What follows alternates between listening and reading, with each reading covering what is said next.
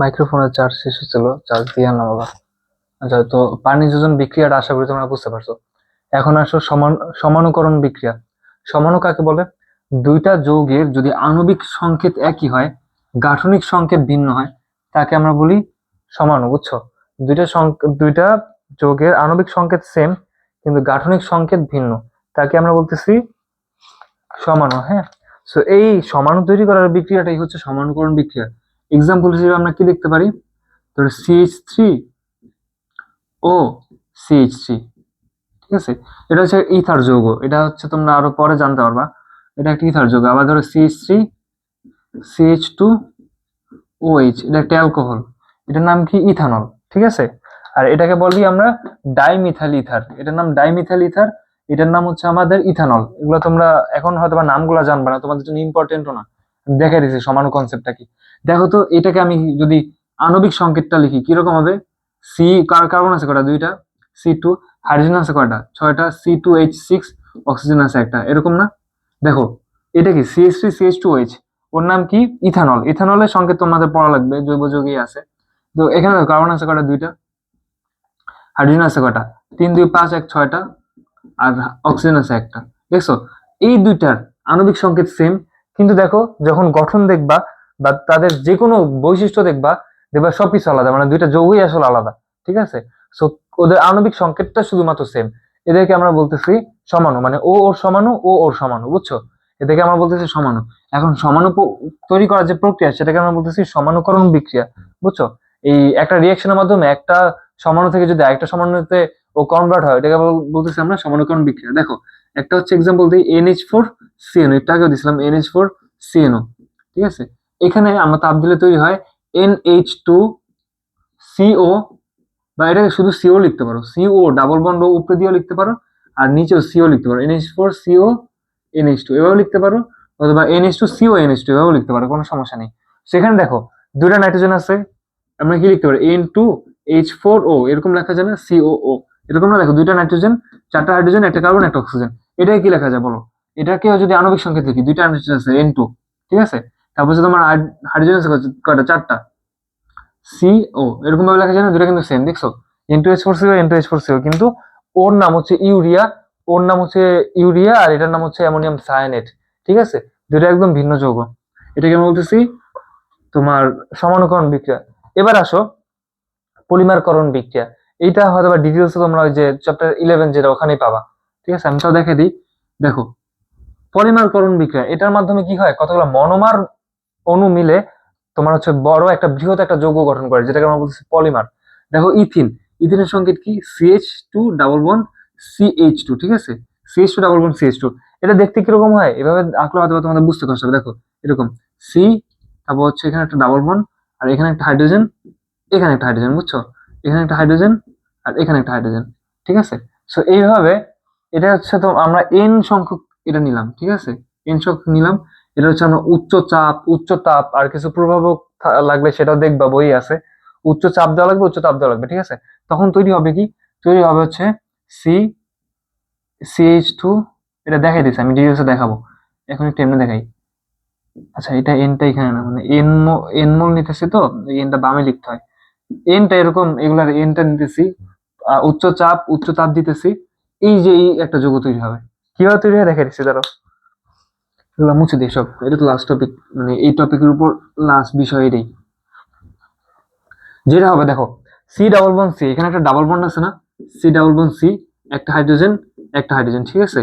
একটা হাইড্রোজেন, একটা হাইড্রোজেন। ধরো আরো একটা আছে, সি ডাবল বন্ড সি, দুইটা পাশাপাশি আসলো, তখন কি হবে? উচ্চ চাপ, উচ্চ তাপ, এটার প্রভাবে কি হবে? এই দুইটা মিলে, ওর একটা ডাবল বন্ড আছে না, একটা ভেঙে যাবে। ওর তো ডাবল বন্ডের দরকার নেই, একটা বন্ড থাকলে হয়েছে, তাই না? একটা বন্ধন থাকলে হয়েছে। সো একটা ভাঙলে দেখো, ওর একটা খালি, ওর একটা হাত, মানে ওরা তো দুইজন মিলে একটা মানে এই যে হ্যান্ডশেকের মতো শেয়ার করছিল, ঠিক আছে? ওর একটা হাত ফাঁকা হয়েছে, ওর একটা হাত ফাঁকা হয়েছে। সো ওর একটা হাত এখানে ফাঁকা, ওর একটা হাত ফাঁকা, ঠিক আছে? ওরও ডাবল বন্ডটা ভেঙে যাবে, বুঝছো? ডাবল বন্ডের মধ্যে একটা বন্ধন ভেঙে যাবে, ভেঙে এখানে ওর একটা হাত ফাঁকা, ওর একটা হাত ফাঁকা, ঠিক আছে? সো দেখো, এই হাত ফাঁকা, ওরও এই হাত ফাঁকা, সো হ্যান্ডশেক করে দুটো মিলে একটা মানে একসাথে হয়ে যাবে। দেখো এখন কি ওরা একসাথে হয়ে গেছে না? এরকম দেখো, বাম পাশে আরো অনেকগুলো এরকম CH2 থাকবে, যাদের একটা হাত ফাঁকা আছে।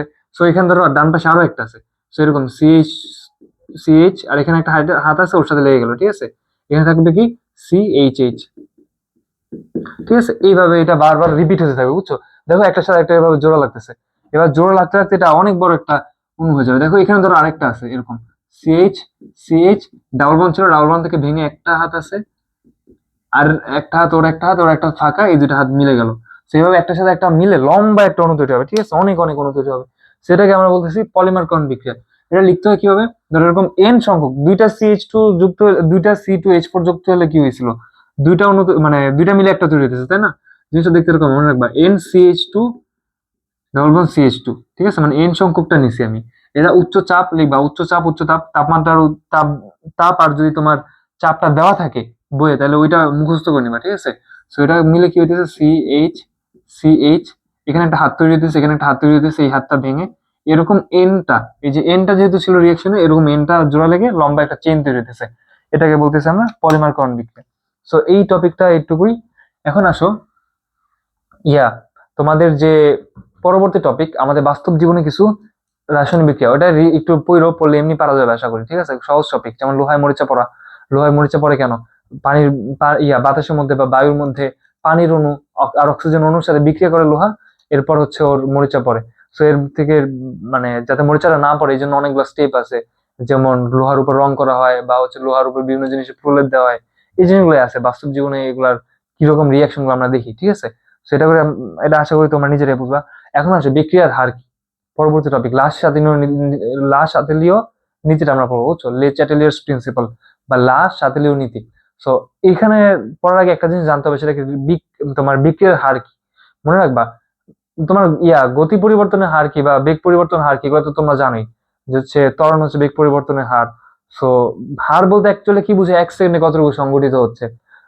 বিক্রিয়ার হার বলতে কি বুঝাবে, এক সেকেন্ডে কতটুকু বিক্রিয়া হইতেছে, তাই না। সো এটা এইভাবে বলা হয় যে এক সেকেন্ডে কতটুকু বিক্রিয়ক উৎপাদে পরিণত হইতেছে, তাকে আমরা বলতেছি বিক্রিয়ার হার, বুঝতে পারছো।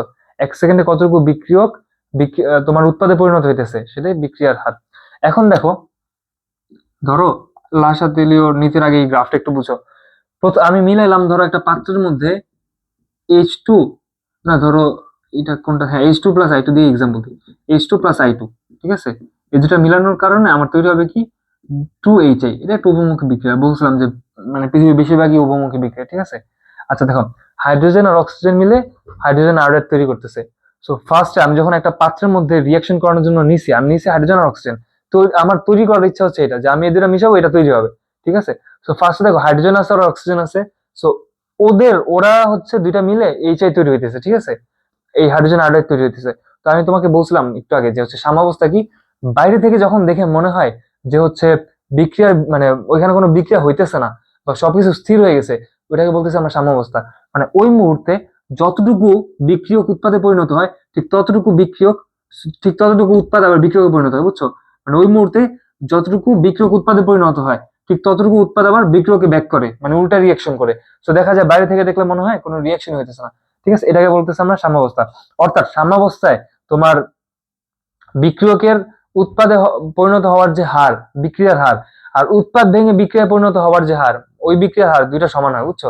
মানে সাম্যাবস্থায় দুইটা জিনিস একরকম হয়। দেখো প্রথম দিকে কি হয়, হাইড্রোজেন অক্সিজেন আমার অনেক বেশি আছে, হাইড্রোজেন অক্সিজেন, হাইড্রোজেন আর আয়োডিন, হাইড্রোজেন অনেক বেশি আছে, আয়োডিন অনেক বেশি আছে, দুইটা মিলে এইচ আই তৈরি হইতেছে, ঠিক আছে, এইচ আই তৈরি হইতেছে। এখন দেখো একটা পর্যায়ে যে কি হাইড্রোজেন কমে যাবে, আয়োডিন কমে যাবে, এইচ আই নতুন তৈরি হয়েছে অনেকগুলা, তাই না। আর এখন কি হবে, ও উল্টা আবার ভাঙা শুরু করবে, ঠিক আছে। ধরো ও এখন অল্প পরিমাণ আছে, শুরুতে ধরো ও 100 অনেকগুলো ছিল, 100% ছিল, ওর 100% ছিল, ঠিক আছে, আর ও ছিল 0%, ঠিক আছে। এখন কমতে কমতে ওর আগে যেটা ছিল ওটা 100% ধরছি, এখন ও আছে 10%, ও আছে 10%, ও দেখা যাবে 90% বা এরকম কিছু একটা তৈরি হয়েছে, বুঝছো। মানে আমি জাস্ট একটা রাফ হিসাব বললাম, এক্সাক্ট তো আর এরকম হয় না। তো দেখো যেটা হইতেছিল, একটা পর্যায়ে যে ও যখন অনেক বেড়ে যাবে, ওরা কমে গেছে, তো সাম্যাবস্থা যেটা হবে, এ আবার ভাঙা শুরু করবে ওটা থেকে, বুঝছো। ও ভেঙে আবার H two plus I two তৈরি হওয়া শুরু করবে।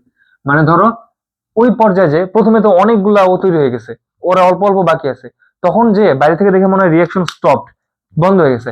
মানে ও দেখবা যে ও যতটুকু বাকি আছে, ও যতটুকু বাকি আছে, ও যতটুকু বাকি আছে ততটুকুই আছে, মানে কারো কোনো পরিবর্তনই হয় না, ঠিক আছে। কিন্তু আসলে কি হয়, ওই সময় এই দুইটা মিলে যতটুকু পরিমাণ এইচ আই তৈরি হয়, ঠিক ততটুকু পরিমাণ এইচ আই ভেঙে আবার এরা তৈরি হয়ে যায়, ঠিক আছে, মানে দুইটার বিক্রিয়ার হার সমান হয়ে যায়। সো বাইরে থেকে দেখে মনে হয় না যে কোনো রিয়াকশন হইতেছে। সো দেখো ফার্স্টে হাইড্রোজেন আর আয়োডিন ছিল, সো সম্মুখমুখী বিক্রিয়া, এই যে হাইড্রোজেন আর আয়োডিন মিলে এইচআই তৈরি হইতেছে, এটাকে আমরা বলছি সম্মুখমুখী বিক্রিয়া। তো সম্মুখমুখী বিক্রিয়ার হার অনেক বেশি ছিল, মানে অনেক বেশি পরিমাণে উৎপাদ তৈরি হইতেছিল, উৎপাদ তো জিরো, তার মানে পিছনে বা এই তোমার পশ্চাৎমুখী যে বিক্রিয়া ওটা শূন্য, পশ্চাৎমুখী কোনো বিক্রিয়া নাই। তো দেখো ফার্স্টে হচ্ছে তোমার সম্মুখমুখী বিক্রিয়ার হার ধরলাম এইদিকে, দেখো এখানে কি সময় সময় আর এটা হচ্ছে কি বিক্রিয়ার হার, বুঝছো, এখানে হচ্ছে কি বিক্রিয়ার হার। সম্মুখমুখী বিক্রিয়া ফার্স্টে একদম অনেক বেশি, ঠিক আছে, আর পশ্চাৎমুখী বিক্রিয়া জিরো, কেন, কারণ কোনো উৎপাদ নাই পশ্চাৎমুখী, মানে এইচআই নাই ওটার মধ্যে। So H two plus I two উৎপন্ন কিভাবে হবে, সময় যেতে যেতে এই হারটা কমবে, মানে দেখো আস্তে আস্তে কি এইচ টু আর আই টু দুইটাই কমতেছে, তো সম্মুখমুখী বিক্রিয়া হওয়ার জন্য হাইড্রোজেনের পরিমাণ আয়োডিনের পরিমাণ দুইটাই কমতেছে, তো হারও কমবে, এটা কমতেছে। আবার কিছুক্ষণ পর দেখা যাবে যে ওর হার, দেখো ফার্স্টে এইচআই ছিল না, এই জন্য ওর উল্টা রিয়াকশনটা হয় নাই, কিন্তু এখন তো এইচআই তৈরি হইতেছে, হাইড্রোজেন আয়োডাইড তৈরি হইতেছে, সো ওরও তো একটা পশ্চাৎমুখী বা উল্টা রিয়াকশন, এই রিয়াকশনটা শুরু হবে। ফার্স্টে ছিল না, বাট একটা পর্যায়ে তৈরি হইতেছে আর বাড়তেছে, এরকম তো ওর পরিমাণ বাড়তেছে, তাহলে ওর সম্মুখী বিক্রিয়ার পরিমাণটাও বাড়তেছে, বিক্রিয়ার হারটাও বাড়তেছে, সো ও বাড়তেছে এভাবে। একটা পর্যায়ে যে দেখো দুইটা সমান হয়ে যাবে। দুইটা সমান হওয়া মানে কি, দুইটা সমান হওয়া মানে বাইরে থেকে দেখে মনে হবে কোনো বিক্রিয়া হইতেছে না, বুঝছো, মানে যতটুকু উৎপাদ তোমার ইয়া বিক্রিয়কে উল্টা রিয়াকশন করতেছে, ততটুকু বিক্রিয়ক আবার উৎপাদেও পরিণত হয়ে যাইতেছে, মানে দুইটা একদম একসাথে চলতেছে, ঠিক আছে। তো দেখে মনে হইতেছে কোনো রিয়াকশন হইতেছে না। দেখো এখন আমরা হচ্ছে এটা দেখলাম কি বিক্রিয়ার হার ভার্সেস টাইম, এখন দেখি হচ্ছে তোমার বিক্রিয়কের অবস্থা। এটা কি দেখো, এটা কি ঘনমাত্রা, ঘনমাত্রা বলো, বিক্রিয়কের ঘনমাত্রা ফার্স্ট অনেক বেশি ছিল, কারণ আমি হাইড্রোজেন আর আয়োডিন দুইটা মিক্স করছি। এই এইচআই ও কিন্তু জিরো ছিল, ফার্স্টে ছিলই না, ওর ঘনমাত্রা একদম জিরো ছিল। আবার দেখো এখানে এইচআই ভেঙে আবার কি হইতেছে, hydrogen H two plus I two তৈরি হইতেছে, এটা কখন, যখন হচ্ছে তোমার এই ইয়া এইচআই এর পরিমাণ মোটামুটি ভালোই বেড়ে গেছে, ঠিক আছে।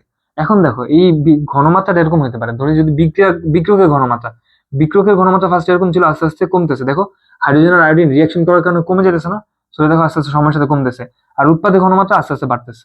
So, এরকম উৎপাদের ঘনমাত্রা ফার্স্টে জিরো ছিল, আস্তে আস্তে বাড়তেছে। সো এটা কার জন্য, এটা হচ্ছে বিক্রিয়ক, এটা কার জন্য, এই কার্ভটা কার জন্য, বক্ররেখাটা, এটা বিক্রিয়কের জন্য, এটা উৎপাদের জন্য, মনে রাখবা, ঠিক আছে। এটা মনে রেখো, এই এই যে এটা অনেক সময় দেখা যায় যে তোমার বিক্রিয়ক যতটুকু মানে উৎপাদে পরিণত হয়েছে, ওইখানে উৎপাদের পরিমাণ বিক্রিয়কের চেয়ে কম, এরকম অনেক সময় দেখা যায়, বুঝছো। এই যে দেখো এটা আবার এরকম হইতে পারে, এটা মনে রেখো, বাট এটা মিলবে না কখনো, আবার মিলতেও পারে, সেটাও সমস্যা নেই, ঠিক আছে। এরকম হইতে পারে, আগে যেটা দেখেছি ওটাও হইতে পারে, আবার আরেকটা জিনিস হইতে পারে, সেটা কি, দুটো একসাথে মিলে সামনে গেছে, বুঝছো। ঘনমাত্রা ভার্সেস সময় গ্রাফটা তিন রকমই হইতে পারে, বুঝছো, এটাও হইতে পারে। তো সাম্যাবস্থা কোনটা, দেখো এই যে এই অংশটা হচ্ছে সাম্যাবস্থা, যখন হচ্ছে দুটো একসাথে একই রকম ভাবে তৈরি হইতেছে, ঠিক আছে, ঘনমাত্রা কোনো পরিবর্তন আর হইতেছে না, ঠিক আছে, এগুলো মনে রাখবা। তার মানে এখানে যেটা ঘনমাত্রা ভার্সেস সময়, এটা তিন রকমের গ্রাফ হইতে পারে। প্রথমত এটা এভাবে এভাবে যে তারপর হইতে পারে এরকম, ঠিক আছে, অথবা এই দুইটা যে এই নিচে থাকলো এই উপরে থাকলো, এটাও হইতে পারে, অথবা দুইটা একসাথেও যাইতে পারে, বুঝছো, এটা মনে রেখো, তিন রকমের কেসই এখানে হইতে পারে, ঠিক আছে। ঘনমাত্রা ভার্সেস সময় গ্রাফটা আরেকবার দেখো, ঘনমাত্রা ভার্সেস সময়ের গ্রাফটা এরকম হইতে পারে, প্রথমত নর্মাল যেটা এরকম হইতে পারে, ও এখান থেকে শূন্য এরকম হইতে পারে, বুঝছো, এটা হচ্ছে কি বিক্রিয়ক, উপরটা হচ্ছে তোমার উৎপাদ, ঠিক আছে, না এটা বিক্রিয়ক এটা উৎপাদ, এটা বিক্রিয়ক এটা উৎপাদ, তখন কি ভুল লিখছিলাম, দেখো এটা হচ্ছে আমার কি বিক্রিয়ক, তখন কি এটা লিখছিলাম, আর উপরটা হচ্ছে উৎপাদ, এটাই তোমার মনে হয় লিখছিলাম, ঠিক আছে। দেখো এরকম হইতে পারে ঘনমাত্রা ভার্সেস সময়ের গ্রাফটা। আরেকটা হইতে পারে কি, আরেকটা হইতে পারে তোমার উপর দিয়ে গেল, এই যে দেখো একটা পর্যায়ে দেখো ওর ঘনমাত্রা পরিবর্তনের হার, এটা দেখো সোজা হয়ে গেছে, মানে ঘনমাত্রা পরিবর্তন হয় না, দেখো ঘনমাত্রা যা ছিল তাই আছে, এটাকে বলতেছে আমরা সাম্যাবস্থা, ওর ঘনমাত্রা পরিবর্তন হতেছে না, এটা বলতেছে সাম্যাবস্থা, ঠিক আছে। অথবা এটা এরকম হইতে পারে যে দুইটা একসাথে মিশে গেছে, এটা হইতে পারে, এটা কি ঘনমাত্রা ভার্সেস সময়ের গ্রাফটা, ঠিক আছে, এটা মনে রেখো। আর যদি আমি, এটা হচ্ছে কি ঘনমাত্রা ভার্সেস সময়ের গ্রাফটা, আর যদি বিক্রিয়ার হার ভার্সেস সময়ের গ্রাফটা দিই, বিক্রিয়ার হার বিক্রিয়ার হার, তখন এটা দেখতে এরকম হবে, এটা মনে রেখো, তখন এটা মাস্ট মিলবে, এক পয়েন্ট দিয়ে যাবে, মানে এই পয়েন্টটা যেই পয়েন্ট এসে মিলতেছে, এই পয়েন্টটাকে আমরা বলতেছি সাম্যাবস্থা, বুঝছো, এটাকে বলতেছে আমরা সাম্যাবস্থা। যাই হোক, এখন লাস সাতলীয় নীতি কি বলে, লাস সাতলীয় নীতি বলতেছে যে এই যে বিক্রিয়কের যে সাম্যাবস্থা, এই সাম্যাবস্থার পরিবর্তন হবে কখন, যদি আমি ওর মধ্যে তাপ, চাপ বা ঘনমাত্রার কোনো একটা পরিবর্তন ঘটাই সাম্যাবস্থারও পরিবর্তন হবে। মানে ওই পরিবর্তনটাকে ও একটু প্রশমিত করার জন্য নিজের যে বিক্রিয়ার হার বা এগুলার একটা পরিবর্তন করবে, বুঝছো? এগুলো আবার 11-12 অনেক ইয়াতে পড়বা, ডিপলি পড়বা, মানে একটু ডিপ থেকে পড়বা, ঠিক আছে? এখন অত বেশি তোমাদের হয়তো বা নাই ডিসকাশনে। দেখো আমরা একটা রিয়াকশন দেখি, N2 প্লাস 3H2 মিলে কি তৈরি হইতেছে? 2 মোল অ্যামোনিয়া গ্যাস উৎপন্ন হইতেছে, ঠিক আছে? আচ্ছা, এইখানে দেখো তো 1 মোল নাইট্রোজেন আর 3 মোল হাইড্রোজেন মিলে 2 মোল NH3 উৎপন্ন হইতেছে, সাথে কি প্লাস 92 কিলোজুল পার মোল তাপ উৎপন্ন হইতেছে না? এটা মনে আছে? বলছিলাম যে হচ্ছে তাপ উৎপাদী বিক্রিয়া, প্লাস 92 কিলোজুল পার মোল উৎপন্ন হইতেছে। এখানে ডেল এইচ এর মান কি? নেগেটিভ। ডেল এইচ বলতে কি বুঝাই? ডেল এইচ বলতে বোঝায় হচ্ছে তাপের পরিবর্তন। এটা নেগেটিভ কখন হয়? যদি তাপ উৎপাদী বিক্রিয়া হয়। আচ্ছা দেখো, এইখানে আমি যদি আরো তাপ দেই, দেখো একটা জিনিস চিন্তা করো, আমি নাইট্রোজেন আর হাইড্রোজেনের মধ্যে তাপ যদি দেই তাহলে উল্টা একটা ঘটনা ঘটবে। কেন? একটু চিন্তা করো, আমি নাইট্রোজেন আর হাইড্রোজেন মিলাইলে মানে ওরা অ্যামোনিয়া তৈরি করতেছে প্লাস তাপ উৎপন্ন হতেছে। উল্টা রিয়াকশনে কি, এই তাপটা গ্রহণ করে ও আবার এটাতে ভাঙতেছে। মানে দেখো অ্যামোনিয়া প্লাস তাপ দুইটা মিলে আবার এটা তৈরি হতেছে, বুঝছো? মানে আমি যদি নাইট্রোজেন আর হচ্ছে হাইড্রোজেন মিলাই, সেক্ষেত্রে আমার তাপ উৎপন্ন হয়। আর যদি আমি অ্যামোনিয়া থেকে নাইট্রোজেন আর হাইড্রোজেনের ভাঙতে চাই, আমার তাপ দিতে হবে। দেখো নাইট্রোজেন প্লাস হচ্ছে তোমার হাইড্রোজেন তৈরি হতেছে অ্যামোনিয়া প্লাস তাপ, আর উল্টা রিয়াকশনটা দেখো, অ্যামোনিয়া প্লাস তাপ তৈরি হতেছে নাইট্রোজেন প্লাস হাইড্রোজেন। সেখানে দেখো তাপ উৎপাদী বিক্রিয়াকে নাইট্রোজেন প্লাস হাইড্রোজেন মিলে যদি NH3 তৈরি করে, এটা তাপ উৎপাদী। আর অ্যামোনিয়া ভেঙে যদি নাইট্রোজেন আর হাইড্রোজেন উৎপন্ন করে, সেটাকে আমরা বলতেছি তাপ হারি। বুঝতে পারছো? এখন দেখো এটাকে যদি আমি বাইরে থেকে তাপ দেই, তাপ দিলে কি হবে? ও দেখো, ও কিন্তু নাইট্রোজেন থেকে আর হাইড্রোজেন দুইটা মিলে NH3 তৈরি করতেছে, এটা কিন্তু তাপ চায় না, মানে ও তাপ উৎপন্ন করে। ও কি বলছে আমাকে আরো তাপ দাও, আমার বিক্রিয়া সম্পন্ন করার জন্য তাপ লাগবে? না, কিন্তু ওর হচ্ছে তাপ উৎপাদন করতেছে আর আমি তাপ দিতেছি, উল্টা কাজ করতেছি। ও তাপ আমাকে দিতে চাইতেছে, আমি ওকে তাপ দিতেছি, তো ওর রিয়াকশনের রেটটা কমে যাবে, ঠিক আছে? আবার দেখো NH3, এই যে এখানে যে অ্যামোনিয়া উৎপন্ন হয়েছে, ও দেখো তাপ নিয়ে তারপর হচ্ছে এটাই কনভার্ট করে, মানে ও তাপ নেয়, তাপ গ্রহণ করে, তারপরে এই অবস্থায় ফেরত আসে, ঠিক আছে? তার মানে হচ্ছে আমাকে তাপ দাও, তাই না? মানে ও হচ্ছে তাপ উৎপাদী, তাপ হারি। তো ও যেহেতু তাপ হারি, ও চাইতেছে তাপ নিবো আমি, এই যে এই রিয়াকশনটা, উল্টা রিয়াকশনটা তাপ হারি। সো ও চাইতেছে আমাকে তাপ দাও, আমি তাপ দিতেছি, তো ওর রিয়াকশনের রেটটা ফাস্ট হয়ে যাবে, বেড়ে যাবে, তাই না? তো দেখো এখানে কি হইতেছে, নাইট্রোজেন আর হাইড্রোজেন মিলে অ্যামোনিয়া তৈরি হইতেছে। সো এখানে আমি, এটা হচ্ছে তাপ উৎপাদী বিক্রিয়াটা, তাপ উৎপাদী। তো আমি তাপ দিছি, উল্টা কাজ করছি, তার মানে রিয়াকশনটা উল্টা দিকে আসবে। এটা মনে রেখো, রিয়াকশনটা উল্টা দিকে আসবে, বুঝছো? তার মানে ওর অবস্থাটা পিছনের দিকে ফেরত আসবে, বুঝতে পারছো? এরকম। আচ্ছা, এটা সাম্যাবস্থা কি? এটা মনে রাখবা যে ওর হচ্ছে মানে উল্টা যে রিয়াকশন, ওইটা রেট বাড়বে, ওইটা হার বাড়বে। দেখো সাম্যাবস্থা ফার্স্টে কিরকম ছিল, দেখো বিক্রিয়কের ঘনমাত্রা মানে নর্মালটা কি, সময়ের সাথে বিক্রিয়কের ঘনমাত্রা এরকম ছিল আস্তে আস্তে, বা বিক্রিয়ার হারটা এরকম ছিল আস্তে আস্তে কমতেছে, উৎপাদের হার ছিল বেশি, আস্তে আস্তে বাড়তেছে। আমি যখন তাপ দিব, তাপ দিলে কি হয় বলতো? তাপ দিলে সেক্ষেত্রে এই যে উৎপাদের যে বিক্রিয়ক হওয়ার যে হার, এটা কমে যায় না? এটা কমে যায়। আর ওরটা হচ্ছে বেড়ে যায়, মানে উৎপাদের এই কার্ভটা বেড়ে যাবে, ঠিক আছে? দেখো ওর মানে ঘনমাত্রা পরিবর্তনের যে হার, ওরটা হচ্ছে বেড়ে যাইতেছে আর ওরটা কমে যাইতেছে, তার মানে ও এরকম ভাবে আসবে আর ও এরকম ভাবে, দেখো ওরটা কমছে ওরটা বাড়ছে, ঠিক আছে? মানে উৎপাদের যে রিয়াকশনের রেট, ওটা অনেক তাড়াতাড়ি বেড়ে যাবে। আর ওরটা হচ্ছে রিয়াকশন রেটটা কমে যাবে, খুব তাড়াতাড়ি ফল করবে। দেখো সাম্যাবস্থা একই জায়গায় যে মানে একই রকম ভাবে অর্জিত হবে, কিন্তু সময়টা একটু আগে আর কি, আগে পরে এরকম, ঠিক আছে? তার মানে ওর এটা সাম্যাবস্থা পিছনের দিকে ফেরত আসবে যদি পশ্চাৎমুখী রিয়াকশন বেড়ে যায়। এটা হচ্ছে তাপের ক্ষেত্রে, এটা মনে রাখবা। তাপ উৎপাদী বিক্রিয়া, ওখানে তাপ উৎপন্ন হইতেছে, আমি তাপ দিছি, উল্টা কাজ করছে না? তো এটা হচ্ছে পশ্চাৎমুখী বিক্রিয়াটা বাড়বে, সম্মুখীটা কমবে, ঠিক আছে? উল্টা কাজ করার জন্য। আবার তাপ হারি বিক্রিয়া, আমি তাপ দিছি, তাপ হারি বিক্রিয়া কি, তাপ শোষণ করে, আমিও তাপ দিছি, ওর জন্য আরো সুবিধা হয়েছে। সো সম্মুখমুখী বিক্রিয়ার হারটা বাড়বে, পশ্চাৎমুখী বিক্রিয়ার হারটা কমবে। আবার দেখো এটা হচ্ছে আমার তাপের প্রভাব ছিল, এবার আসে হচ্ছে তোমার ইয়ার প্রভাব, কি বলে, এই চাপের প্রভাব। চাপেরটা একদম ইজিলি হিসাব করা যায় কিভাবে, দেখো কোন পাশে মোল সংখ্যা বেশি। এখানে দেখো 1 মোল নাইট্রোজেন 3 মোল হাইড্রোজেন, তো মোল সংখ্যা কত? 4। এখানে দেখো 2 মোল অ্যামোনিয়া, তাহলে মোল সংখ্যা কত? 2। এখানে 4টা মোল, এখানে বিক্রিয়কের মোল সংখ্যা 4, উৎপাদের মোল সংখ্যা 2। এটা মনে রাখবা, চাপ বাড়াইলে মানে বিক্রিয়াটা হচ্ছে তোমার যেদিকে যেদিকে মোল বেশি আছে সেখান থেকে যেদিকে মোল কম আছে ওই দিকে শিফট করে। দেখো ওর মোল হচ্ছে 4, ওর মোল 2, তার মানে বিক্রিয়াটা এই দিকে শিফট করবে, সামনের দিকে যাবে, মানে সম্মুখমুখী বিক্রিয়াটা বাড়বে, বুঝতে পারছো? মানে উৎপাদ যেহেতু মোল সংখ্যা বেশি, উৎপাদ থেকে আরো বেশি বেশি প্রোডাক্ট তৈরি হবে বা উৎপাদ তৈরি হবে। না, বিক্রিয়ক থেকে, বিক্রিয়কের, বিক্রিয়ক যেহেতু বেশি, বিক্রিয়ক থেকে অনেক বেশি উৎপাদ তৈরি হবে, বুঝছো? বিক্রিয়কের মোল সংখ্যা বেশি হয়, বিক্রিয়ক থেকে বেশি উৎপাদ তৈরি হবে। আর যদি আমি চাপ কমাই তাহলে উল্টা ঘটনাটা ঘটবে, মানে যেখানে মোল সংখ্যা কম সেখান থেকে মোল সংখ্যা যেটা বেশি ওই দিকে বিক্রিয়াটা শিফট করবে, বুঝতে পারছো? সাম্যাবস্থা ওইদিকে শিফট করবে, এটা মনে রেখো, ঠিক আছে? বা পশ্চাৎমুখী বিক্রিয়ার হারটা তখন বাড়বে। আচ্ছা, এবার আসে হচ্ছে ঘনমাত্রার প্রভাব। ঘনমাত্রার প্রভাব তোমাদের ওরকম ভাবে আলোচনা করা হয়নি, এটা আমি ইলেভেন টুয়েলভ পড়বা। এটাও দেখবা যে এরকম মানে এক এক সূত্রই আছে যে এদের ঘনমাত্রার উপর রিয়াকশনের যে রেটটা বা সাম্যাবস্থার যে ইকুয়েশনটা ওইটা পুরো সম্পূর্ণভাবে ডিপেন্ড করে, বুঝছো, ঘনমাত্রার উপর।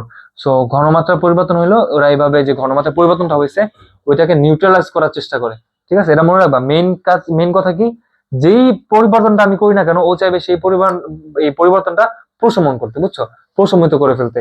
এই জন্য এই আহ তোমার সম্মুখমুখী বা পশ্চাৎমুখী বিক্রিয়ার যে হার ওটা পরিবর্তন হয়। সো আজকের ক্লাস এইটুকুই, একটু ভালো করে পড়ো, বইও একবার রিডিং পড়ো, কনসেপ্ট গুলো সব দেখানোর চেষ্টা করছি, মিস কোনোটা করে নেই আশা করি। তাও একবার রিডিং পড়লে দু একটা মিস হলো সেটা দেখে আশা করি কাভার হয়ে যাবে, ঠিক আছে? সো পরে আবার দেখাবো ইনশাল্লাহ, আজকে এইটুকুই থাক।